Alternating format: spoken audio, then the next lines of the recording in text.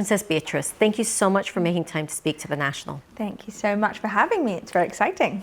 It's wonderful to have you here in Abu Dhabi. You've just attended the Enact Majlis, Yes. where there is a conversation about the nexus between technology, energy, and climate. Three key trends that really will define not only our present, but our future. As you come away from that conversation, what are the main insights that you've had, and how do you see that nexus coming into play? Well, the most wonderful thing that I was able to take away from the Enact Majlis was the concept of collaboration. What was incredible about this meeting is that it brought together not only those from the fields of technology, but also energy. So you can have a safe place to debate, come together, share ideas, share fears, and often kind of come together to find solutions. The most wonderful thing that I love about technology is the fact that it can really act as a catch-all to sort of make those changes that we need to see in terms of whether we're investing in infrastructure, whether we're investing in better data, whether you're really looking at how to make sure that nobody gets left behind. Technology really acts as a conduit to that. But the most important change we need to see is the fact that with great data and with great technology, we can make better informed decisions for our sustainable future. So the conversations are so beautifully intertwined that I think that this meeting was such a fantastic opportunity to put both of those in the forefront to see how many ways we could actually collaborate, and what does that mean to really move the needle in terms of making sure that we can invest in our sustainable futures. I love what you said about the use of data that then not only allows people to make more informed decisions, but also there's an element of speed in there also. We feel that we're in a race against time when it comes to climate action, and how you see technology can enable speed in tackling some of these challenges, especially when it comes to climate change. I think data plays a huge part of that. With better data in the hands of fabulous scientists, we really are able to move the needle within a timely manner. So I think that this is one of the things that I'm really excited about as a technology optimist, is that with great understandings, with the sort of high quality of data, with high quality of incredible professionals able to utilize this, I think we can actually really find some really tangible solutions a lot faster, because we can look at trends a bit better, we can ask more questions, we can look at weather mapping in real time, we can sort of run scenarios. These are just some of the ways that I'm really seeing the root of the sustainability conversation come down to this fantastic relationship between high quality data, fantastic professionals, and those that are prepared to invest in this as an opportunity to think about sustainability as well. I like what you said about being a tech optimist, because often there's some concern about technology, especially for people who feel that they may not fully grasp what we're facing with, again, the speed of change, but also some technologies might feel out of grasp. So what would you say as a tech optimist to those who are concerned? I think, rightfully, we have to ask questions. We have a responsibility to ask questions of this technology as well, but I think there's also a role to play for so many to come into the field and be prepared to ask questions. One of my most favorite things to think about, especially as someone with dyslexia, is how dyslexic thinking can, with the use of applied intelligence, can work with a great relationship to make sure that we can ask the best questions, and everyone deserves a seat at the table in order to make sure that these technologies are doing what they need to do, they are in the right hands. But I think that we have a responsibility, and everyone has a responsibility to look at their data, to think about it, and to get involved in the sector, because we only really can move the needle to see some of these fantastic changes if everyone's involved in the conversation. And that's another point to come back to around collaboration. safety and security need to be paramount, but everybody needs to have a voice in that conversation. And that's one of the reasons why I love technology, because it can give a voice to so many. I think it's about what you're doing with it and how, especially as consumers and as companies, and even sort of those who are creating the technology, how can we make sure that that part of the conversation is really holistic, which is why fantastic meetings like today are so important, because technology does need energy, and energy does need technology to really move the needle for a sustainable future. So one of the primary drivers for COP28 and under the presidency of Dr. Sultan Al-Jaber as COP president has been to think about collaboration, inclusivity, the point that you raised, and the importance of everybody being at the table, because in the end, sustainability is everyone's issue. It's not a side issue as in previous times it used to be. So how have you seen that kind of thinking throughout the COP28 presidency with Dr. Sultan Al-Jaber as president, but also this connecting the dots, because it is very hard sometimes to break out of the silos?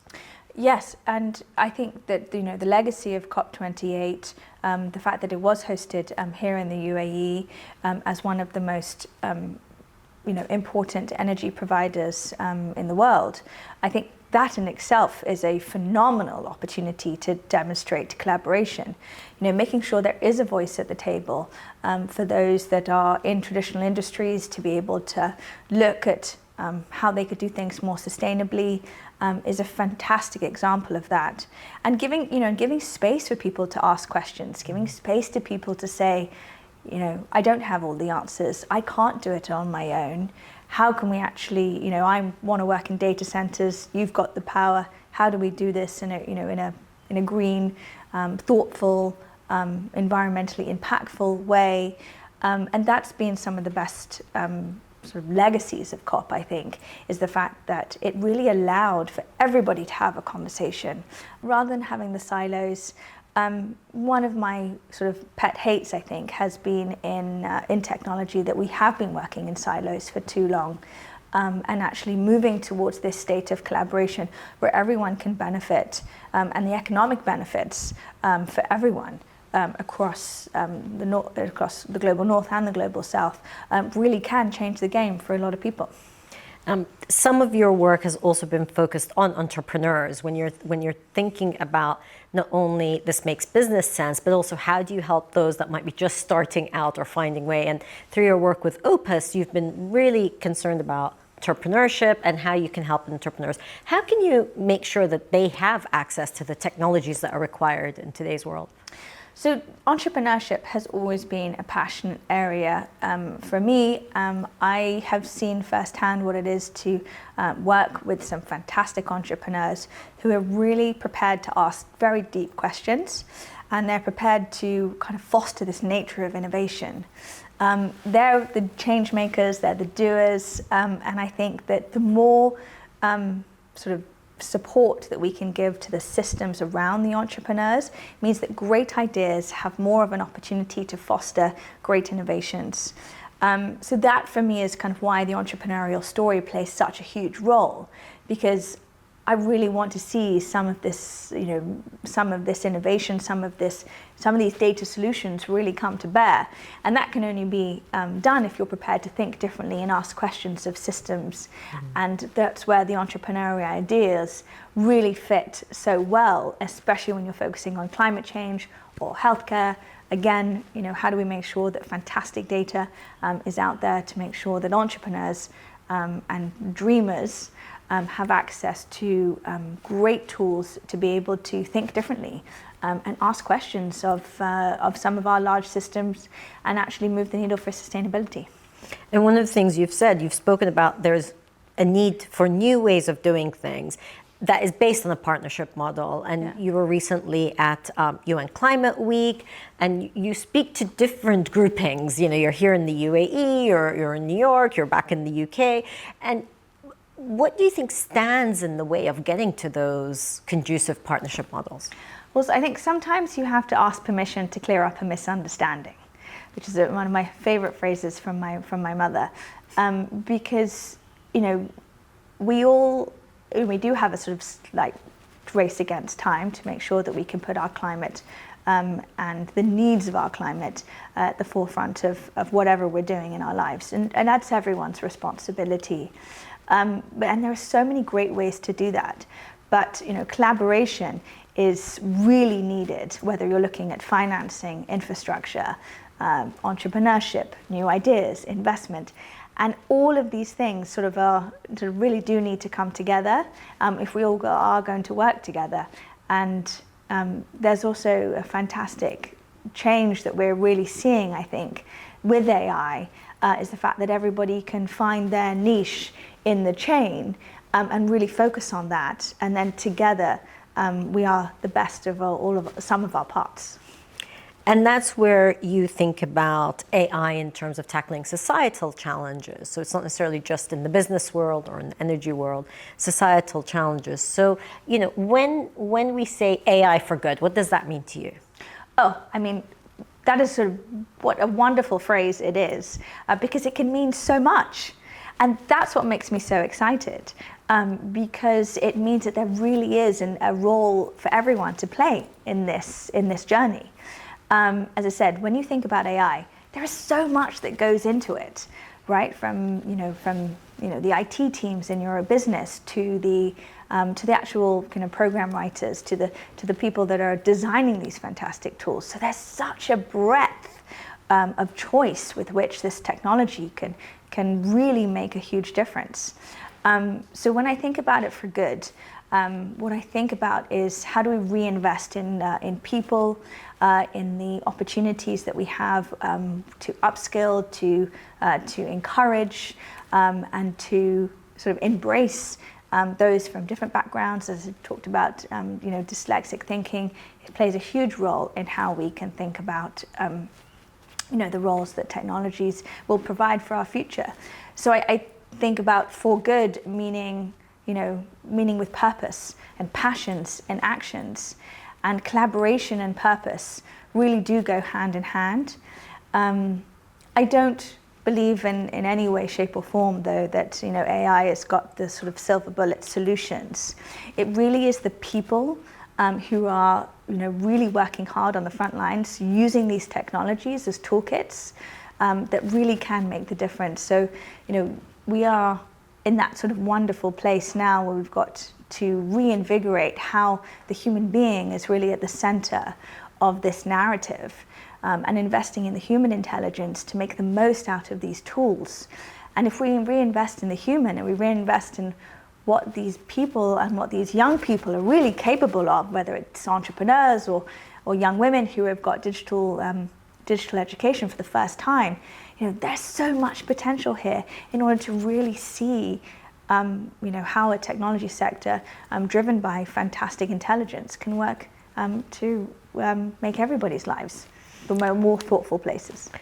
I love this idea of putting the human at the heart of the conversation, because often people think artificial intelligence means it's artificial, it's not based in humans. And you've spoken about human intelligence and this idea of making sure that we're keeping the person at the center of this. Yeah, I think this is a slightly sort of, I think one of the worst things I hate about this topic is actually the phrase artificial. Because when we look at nature and you look at a beautiful plant, and you see that a plant is clever enough and thoughtful enough to remember where to get its water and where to get its sunlight in order to grow the most beautiful flowers. These are some of the things that I get excited about in the intelligence space. And with the fantastic investment that we need to do in human intelligence and actually the sort of symbiotic nature of really thinking about how to embrace the opportunities for everyone to come into the world of technology, then we really can sort of define intelligence as beauty, as data, as thoughtful interactions that can really move the needle to make sure that humans have the best quality of opportunities. And from that, I think we can really see some of the greatest changes, whether it's, again, talking about healthcare or sustainability as well. One of the issues that often is raised is this idea of women in tech. and that often you don't see enough female voices in technology, while at the same time they have great opportunity to be involved. So how do you think we can change some of that dynamic and have more female leadership and voices in technology? Do you know, the wonderful thing is that they are there, and they are really fantastic women working across all of the technology spaces, but we have to be incredibly thoughtful about making sure that our role models really do have the platforms that they need in order to thrive. You know, I think that one of the best ways that I've seen with that is just providing as many opportunities as we can to showcase incredible talent across the board. It's something that I'm incredibly passionate about. Working in the field of technology, I presumed that, you know, coming from, you know, wonderful role models like I have, that I would find everyone everywhere. But we need to double down our efforts as well to make sure that our role models are given the platforms, they're given the voices, and it takes, I think, everyone being thoughtful again. And actually, for me, when I think about technology and leadership, and actually the way that women leaders often think about their communities, they think about their families, they often think about what really can be done for societies. Female leaders make such fantastic technology leaders because they're automatically putting their heart into what they're doing. But we also have to start with digital skills as well. So digital skills play a huge role in that.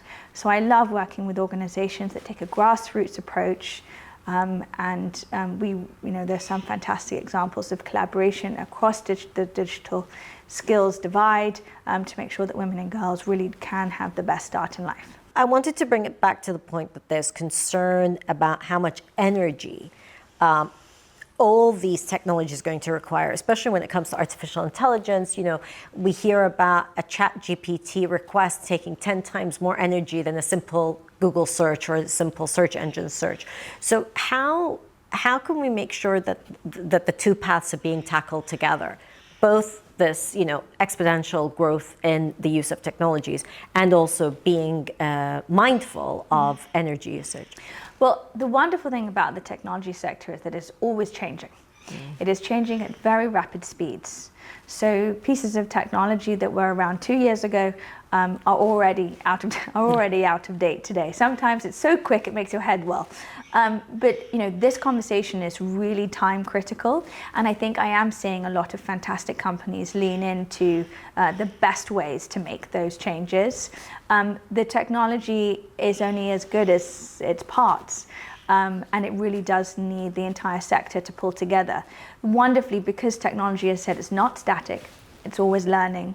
We're adapting. That even now, some of the newer technologies are coming out. They're greener, they're more efficient, they allow for those changes to be made. And we just need to make sure we're keep it one step ahead of that. And that's a responsibility for this moment of collaboration as well, where wonderfully, nothing will be in isolation. There's no sort of end to innovation. You don't say, right, we innovated, now we're done. It'll constantly be adapting and growing. And that's what I'm really excited about in terms of how this intersection of fantastic technology with this sort of sustainability agenda can mean that we can really move the needle. And as you come to an end soon to this visit to Abu Dhabi, and as you reflect upon these issues, what are you most excited about? I mean, you said you're excited about the technology and energy, but what are you most excited about? What gives you hope when you think about this nexus? Well, you know what's fascinating about the fact that technology needs energy is the fact that it also needs the energy of spirit. As well, in order to really make these changes. So one of the most exciting things I'm been reflecting on over my time in Abu Dhabi is the fact that there is this energy for change, and the energy to move into a new space. The legacy of COP28 gave a voice to a new way of thinking, gave a voice to collaboration mindset. and a growth mindset to say that nobody can do this alone. We all need to come to the table, whether you're in traditional kind of oil and gas industries or whether you're in AI and technology. And we've seen some fantastic examples already of great companies based in Abu Dhabi that are using both the means and the opportunities that can come with having that fantastic conversation. I think we've learned so much about collaboration from Dr. Sultan and the COP presidency, with an open invitation for collaboration and that energy of spirit to say that we can't do this alone. It only comes with great partnerships, great conversations, and in moments where you have to lean into what's possible. Can we really see the legacy of COP28 and the legacy of a fantastic meeting a year ago really move the needle to make sure that we can achieve what we need to achieve for our sustainable goals.